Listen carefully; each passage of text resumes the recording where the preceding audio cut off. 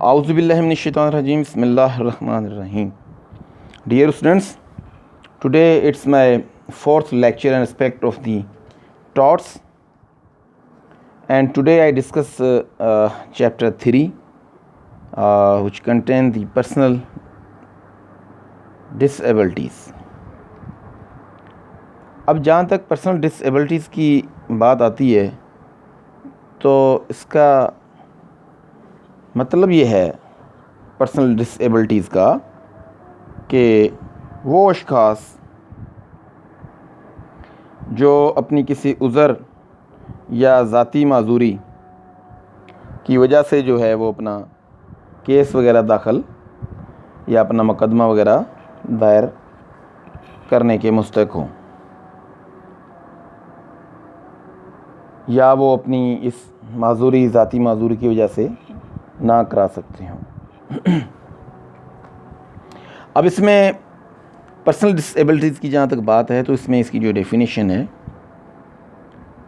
उसके अंदर जो है 7 किस्म के इनको पर्सन्स कह सकते हैं। पर्सन का मतलब सिर्फ पर्सन ए ह्यूमन बीइंग नहीं होता, आप किसी भी अदारे को भी पर्सन कह सकते हैं, किसी एसोसिएशन को भी पर्सन कह सकते हैं। All persons are entitled to sue and are liable to be sued in tort. This, however, is a general rule and is subject to several exceptions. There are certain persons who cannot sue, whilst there are others who cannot be sued in tort owing to personal disabilities.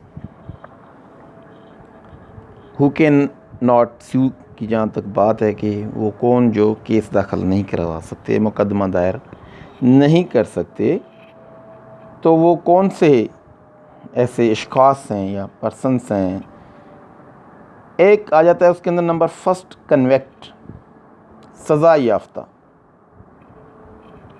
सज़ा याफ्ता भी वो सज़ा याफ्ता जिसके ऊपर fine किया गया हो, उसकी सज़ा उसको लग चुकी हो और उसने उसके अगेंस्ट कोई भी अपील वगैरह जो है वो फ़ाइल ना की हो और वो अपनी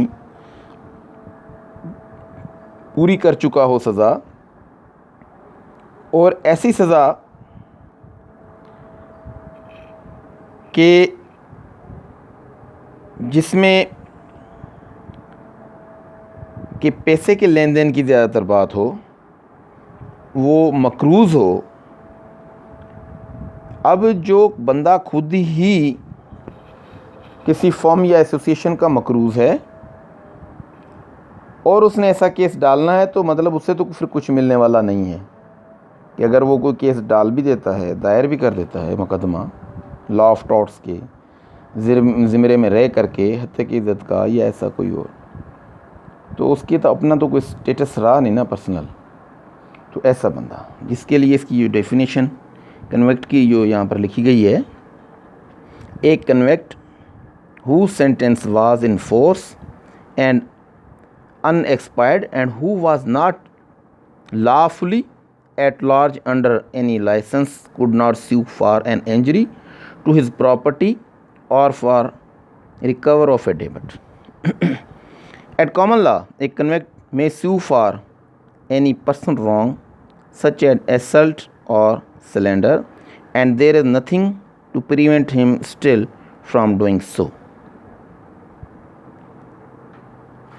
अब वो अपने पर्सनल रॉन्ग के लिए तो कर सकता है कि अगर उसके साथ किसी ने कोई रॉन्ग कर दिया है, उसकी अपनी हैसियत के अगेंस्ट किसी ने कुछ कर दिया है, तो ठीक है वो कर सकता है। लेकिन ऐसी कन्विक्शन उसे मिली हुई हो, ऐसी सज़ा मिली हो, पाकिस्तान पेनल कोड के जो सेक्शंस हैं 126, 127 और 169 पीपीसी के तहत अगर वो सज़ा याफ्ता है तो फिर वो कुछ नहीं कर सकता। फिर वो मतलब है कि वो केस मुकदमा कोई भी ऐसी चीज़ वो दायर नहीं कर सकता। अब 126 कहता है कि पीपीसी के offence against the state territories के अबाउट है ये। अगर इसमें वो कन्वेक्टेड है, सज़ा याफ्ता है, 127 ये भी ऑफेंस अगेंस्ट द स्टेट है। इसमें जो रिसीविंग और टेकिंग प्रॉपर्टी की बात आ जाती है, जो कि 125 के तहत पीपीसी के तहत सज़ा याफ्ता हो और उसको कन्वेक्शन हुई हो इसमें 127 में, और 125 में वो एक्सप्लेन हुई है कि वो सज़ा क्या है। एंड 169 पीपीसी जो कि है relating to the public servant. अब वो पब्लिक सर्वेंट था और उसने कोई ऐसा जुर्म कर दिया, उसमें सज़ा याफ्ता है, तो जनाब आली उसको भी कोई राइट नहीं है कि वो लॉ ऑफ टॉर्ट के जो प्रिंसिपल हैं उनको प्रिंसिपल्स को जो है वो एंटरटेन करते हुए ऐसा कोई सूट दाखिल करे। दूसरा इसके अंदर आ जाता है अलाइन एनिमी। अलाइन एनिमी की जहाँ तक डेफिनेशन है, by an alien enemy is meant a person of the enemy nationality और a person residing in enemy territory whatsoever his nationality, he cannot sue in his own right। अब जो है ये line enemy का, बाहर का दुश्मन है, हमारे दुश्मन मुल्क के से उसका ताल्लुक़ है, तो वो यहाँ रह करके वो कोई भी ऐसा कोई केस दाखिल नहीं कर सकता। लेकिन एक सूरत में कि जब line enemy residing in Pakistan with the permission of the federal government, जब उसको परमिशन हो हमारी फेडरल गवर्नमेंट की और जनाब आली यहाँ रह रहे हों और alien friends may sue in any court otherwise competent to try the suit as if they were citizen of Pakistan but alien enemy residing in Pakistan without such permission और residing in a foreign country shall not sue in any such court. जब वो यहाँ रह रहा हो align enemy हमारा दुश्मन बंदा, लेकिन उसको फेडरल गवर्नमेंट की परमिशन हो गई जी आप रह सकते हैं, या जैसे हम फॉरेन कंट्रीज़ के जो होते हैं अलाइन हमारे जो एनिमी कंट्रीज़ हैं उनके वो कमांडोज़ वगैरह या फ़ौजी वगैरह इधर पकड़ लेते हैं, जासूस वगैरह उनको पकड़ लेते हैं, तो फिर उनको परमिशन होती है इस चीज़ की कि जी आप यहाँ पर अपने राइट के लिए जो है केस वगैरह दायर कर सकते हैं। इनकी भी कैटेगरीज़ होती हैं। इसके बाद नंबर आ जाता है थर्ड पे married women. Married women law of tort के प्रिंसिपल को यूज़ करते हुए सूट उस वक्त दाखिल कर सकती है जब वो अपने हस्बैंड को भी अपने साथ एज ए प्लेंटिफ ज्वाइन रखेगी, साथ रखेगी एज ए प्लेंटिफ, उसको जो है उसको अपने साथ जो है एज ए पार्टी अपने साथ रखेगी। At common law a married women could not sue unless her husband was joint with her as plaintiff. ये प्रिंसिपल है। अब अगर आप कोई ऐसा कोई केस दाखिल कर रहे हैं तो ये इसका प्रिंसिपल है कि अगर आप अपना लॉ ऑफ टॉर्ट्स के प्रिंसिपल को जो है ले करके किसी के ख़िलाफ़ सूट फॉर डैमेजेस और डिफेमेशन दाखिल करते हैं तो जनाब आली जो हैं सबसे पहले अगर वो ख़ातून हैं मैरिड हैं तो वो अपने हस्बैंड को अपने साथ रखेंगी। Action by wife against husband. अब इसमें जो क्लियर किया गया है कि वो ये बात की गई है कि जो वाइफ है वो प्रोटेक्टर होती है अपने हस्बैंड की प्रॉपर्टी की एज़ पर दी मैरिड वुमेन्स प्रॉपर्टी एक्ट 1882। फिर उसके सेक्शंस हैं, 24 सेक्शन है उसका और 12 सेक्शन है उसका। इस एक्ट के तहत जो है उसको प्रोटेक्शन है, security which was entitle to maintain an action against her husband की बात हो रही है। तो वो असल में प्रोटेक्टर है अपनी, उसने जब उसका हस्बैंड यहाँ पर नहीं है या कुछ भी है भी तो वो अपने मियाँ के ख़िलाफ़ केस नहीं डाल सकती, क्योंकि केस डालेगी डैमेजेस का तो लाजिम बात है उसकी प्रॉपर्टी जाएगी, और जब उसको प्रोटेक्शन देनी है अपने हस्बैंड की प्रॉपर्टी को तो उसके ख़िलाफ़ कोई भी केस ऐसा दायर नहीं कर सकती। फिर आ जाती है जनाब वाली कॉरपोरेशन। नंबर 4 पे है कॉरपोरेशन की। जहाँ तक बात करते हैं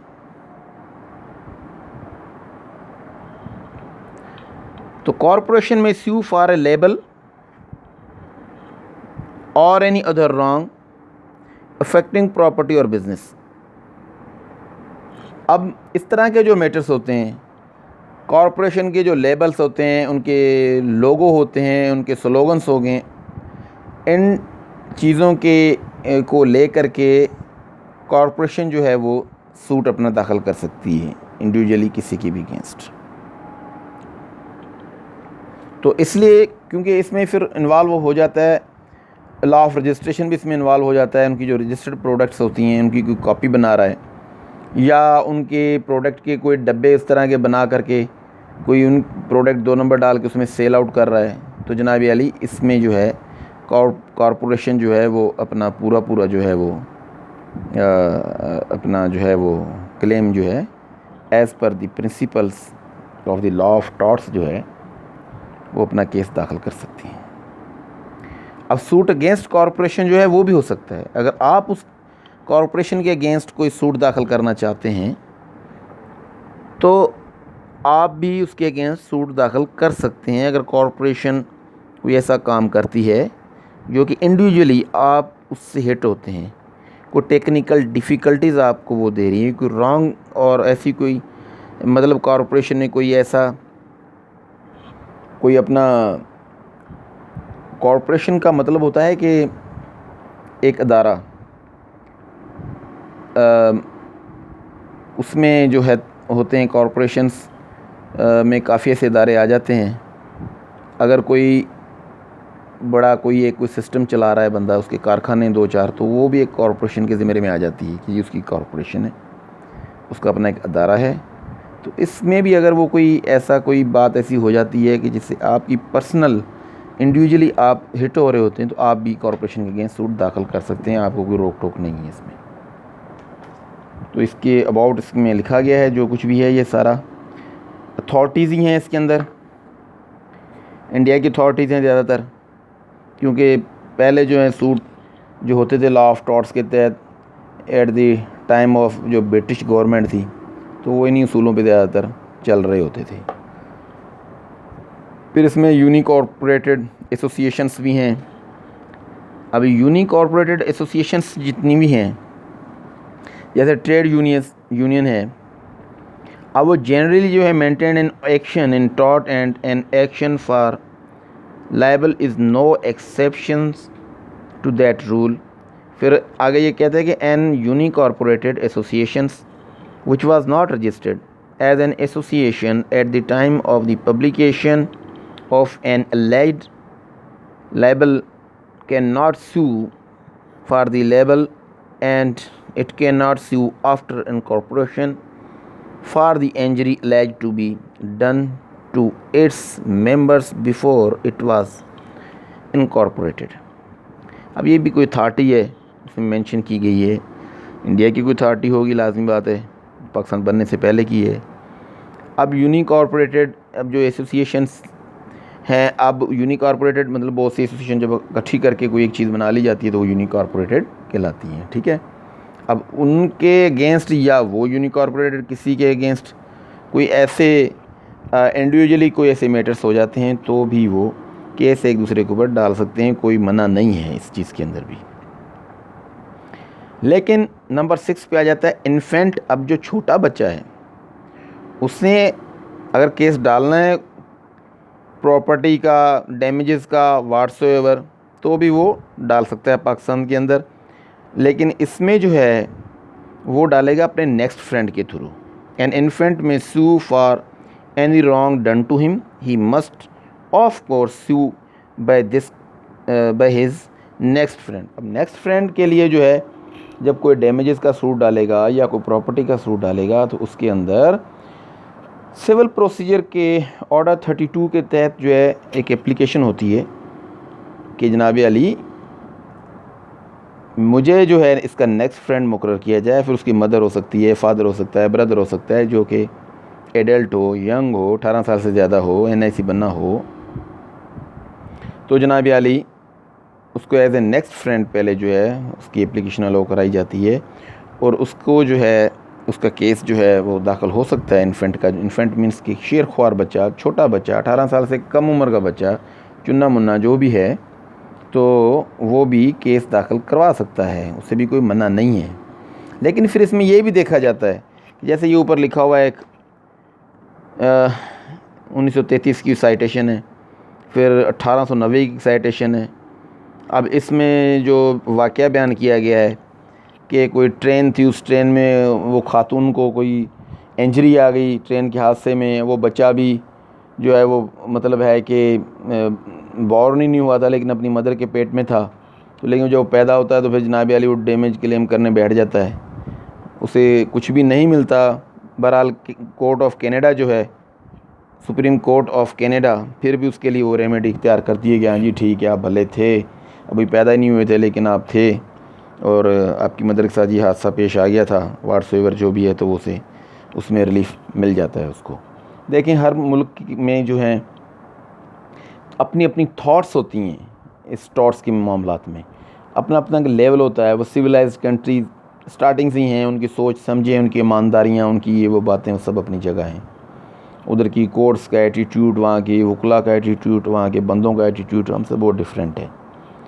वो ना पढ़ के भी हमसे आगे हैं और हम पढ़ लिख कर भी जो है ना, हमारे एटीट्यूड्स जो है ना वही हैं कि हम अपनी बात मनवाने के लिए बैठ जाते हैं, भले गलत ही क्यों ना हो, जी नहीं ये ऐसे ही होना है।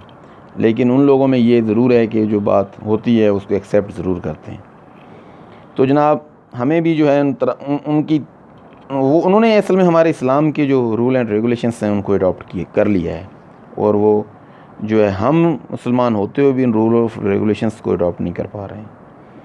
तो जनाब अली इसके बाद आ जाता है इंसॉल्वेंट। इंसॉल्वेंट वो बंदा जिसने इंसॉल्वेंसी का सर्टिफिकेट लिया हो कोर्ट से, जनाब मैं तो दिवालिया हो गया हूँ, मेरे पास तो कुछ भी नहीं रहा, मैं तो बैंकक्रप्ट हो गया हूँ, ठीक है, ऐसा बंदा और मसलों में तो स्यू चाहे ना ही कर सकता हो, केस ना ही कर सकता हो, लेकिन जब उसकी पर्सनल कोई बात हो जाती है, उसका पर्सनल को डैमेज होता है, कोई उसके ऊपर आवाज़ कसता है, कोई उसे डराता है, उसे कोई धमकाता है, या उसे ऐसा मतलब है एक दिखावा देता है, जैसे मैंने आपको पहले लेक्चर्स में बताया है कि उसे कोई सिंधी में जिसको बोलते हैं ट्रा देना, उसको कोई ट्रा देता है, तो ऐसी कंडीशंस में वो बिल्कुल क्लेम कर सकता है। इंसॉल्वेंट हो गया, उसका दिवाले निकल गया, इसका मकसद ये नहीं है कि जनाब अली उसके हाथ पाँव ही काट दे कोई पकड़ के, उसे डरा के ही मार दे। तो ये चीज़ें जो हैं, ये चीज़ें आपको थोड़ी सोचने और समझने की हैं कि जब आप कोई भी ऐसा केस डालेंगे तो आगे अगर कोई ऐसा क्लाइंट आपको कहता है जी मैंने इंसॉल्वेंसी भी ली हुई है और मैं क्या ऐसा डैमेज का केस डाल सकता हूँ, किसी ने मेरी ऐसी पोस्ट बना के जो है नेट पे रख दी है, फेसबुक पे चला दी है, ऐसी मतलब है कि जो जिससे मुझे बहुत जो है वो दुख पहुँचा है, तो आप उसका ये केस दाखिल कर सकते हैं, वो एक अलग चीज़ है, और उसका जो है इंसॉल्वेंट होना एक अलग चीज़ है। तो जनाब अली ये चैप्टर का जो फर्स्ट पार्ट है चैप्टर 3 का, ये होता है यहाँ पर पूरा, और दूसरे लेक्चर में हम डिस्कस करेंगे हु कैन नॉट बी सूड वाली कहानी, कि कौन है वो जो केस ही दाखिल नहीं कर सकता। ठीक है, तो इसको थोड़ा देख लीजिएगा, फिर इस पर डिस्कस कर लेंगे नेक्स्ट लेक्चर में। जब तक के लिए अल्लाह हाफिज़, अल्लाह ताला आप सबको खुश रखे, गुड बाय।